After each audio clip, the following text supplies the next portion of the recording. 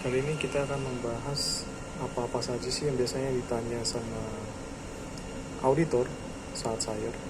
Kebetulan saya sudah 3 kali ya di dalam satu kapal ini SIRE. Yang pertama di Italia dan Zero Observation di bidang Mualim 2. Yang kedua di Turki, Zero Observasi, dan yang terakhir ini Equinor. Equinor ini itu SIRE 2.0, jadi cukup lumayan.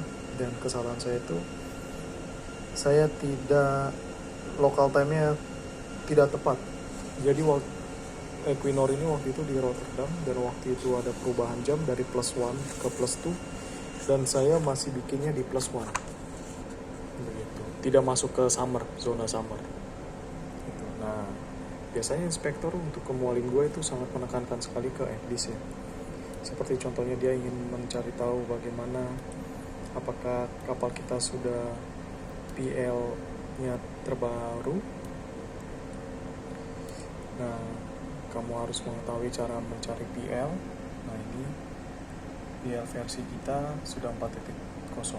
Ini untuk ECDIS GRC 9201, caranya cukup mudah ya. Klik kanan, kursor pick, masuk ke chart legend, maka kamu akan ketemu PL versi 4.0. Lalu pertanyaan yang kedua biasanya dari inspektor itu dia bertanya, setelah PL biasanya dia akan melanjut ke date dependent view. Bagaimana mengkonfirm bahwasannya PL kamu itu benar-benar 4.0. Nah, maka tahap keduanya adalah melakukan date dependent view untuk memastikan benar-benar PL versi kamu itu 4.0 softwarenya. Pada GRC 9201 untuk membuat date dependent view cukup mudah. Bisa ke menu, lalu chart, lalu masuk ke date dependent view. Pertama, ke menu lagi, chart, lalu ECDIS chart 1, lalu kamu klik information about chart display 1. Oke, tadi hilang ya. Chart, date dependent view.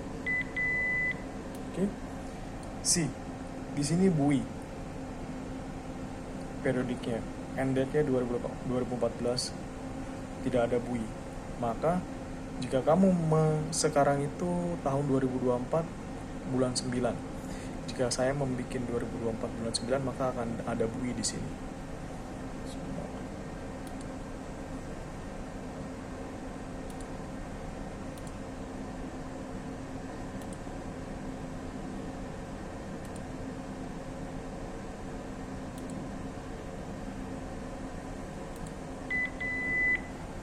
Saya enable 15 April 2024, saya ubah. Nah, dia muncul buoy-nya. Oke, jika saya tidak enable, nonaktifkan enable ya, maka buoy-nya hilang. Itu artinya bahwasanya PL kamu berjalan dengan baik, PL kamu benar. Oke, itu adalah pertanyaan kedua yang biasanya ditanya. Lalu pertanyaan ketiga, dia akan mengecek apakah INC pada voyage kamu itu benar-benar update. Maka kamu pada GRC 9201 kamu masuk ke menu chart,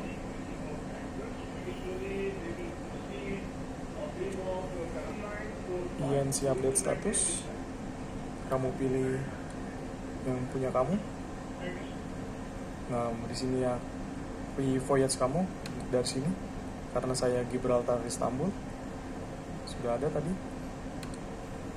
Nah, ini adalah update saya, WK Weekly 37 paling update latest, dan status reportnya juga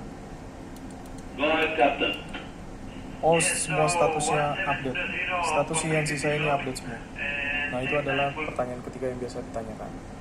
Pertanyaan berikutnya adalah, lalu yang akan dicek juga oleh inspektor adalah apakah kamu ada PI di setiapnya. Saya dari Gdansk ke Rotterdam, plenty land object, dan saya tetap memberikan PI.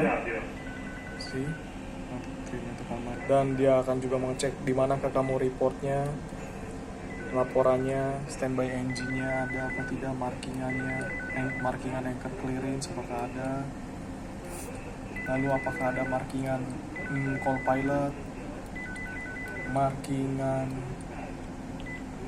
di mana kamu mau memanggil nakoda, main engine test,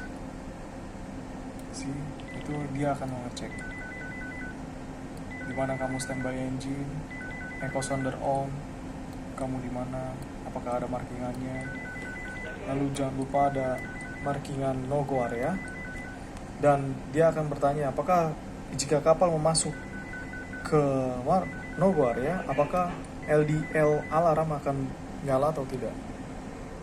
Nah, dia juga bakal ngecek nanti tuh inspektor biasanya di mana contingency crash kamu punya ga. Saya marking juga contingency crash, marking juga contingency drifting. Lalu dia juga akan bertanya di mana posisi kamu akan merubah interval floating position. Nah, saya juga bikin merubah di sini, lihat. Di sini saya marking set ECDIS harbor mode di posisi sini.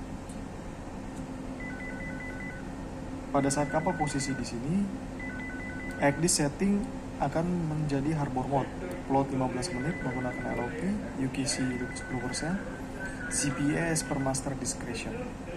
Oke, ini semua berdasarkan dengan company policy. Di sini juga saya juga membuat juga agar tidak banyak pertanyaan dengan inspektor. Nah, untuk yang tadi masalah alarm LDL, kamu juga harus jangan lupa men-setting.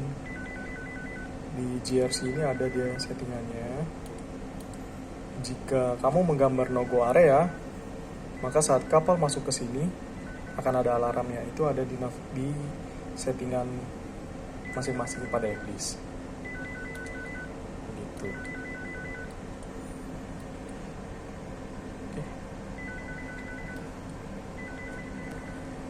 Oke. Berikutnya adalah biasanya dia bagaimana kamu settingan depth safety contournya, apakah sesuai dengan company policy atau tidak, dan bagaimana cara menunjukkannya. Jika di GRC 9201 kamu masuk ke menu alert depth safety contour, lalu look ahead, itu di sini juga. Jangan lupa kamu setting juga look ahead, sektor dan segala macam ini kamu jangan lupa untuk men-setting. Harus dibedakan sesuai company policy masing-masing, saat open sea, coastal navigation, dan saat harbor mode.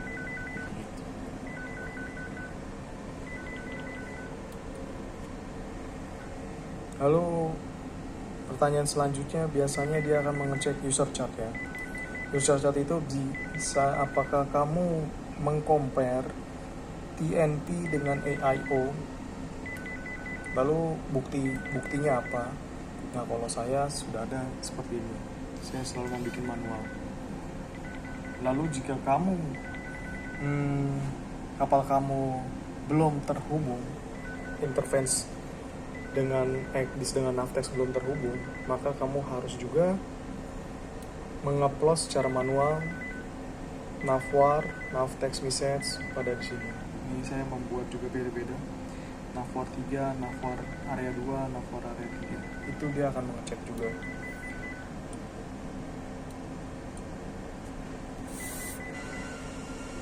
Demikianlah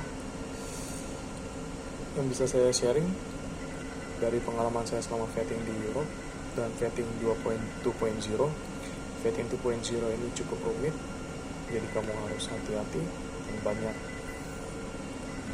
membaca di SIRE guidance, karena SIRE 2.0 tidak bisa dianulir questionnya karena berasal dari tablet dan on the spot langsung. Oke, terima kasih, semoga membantu.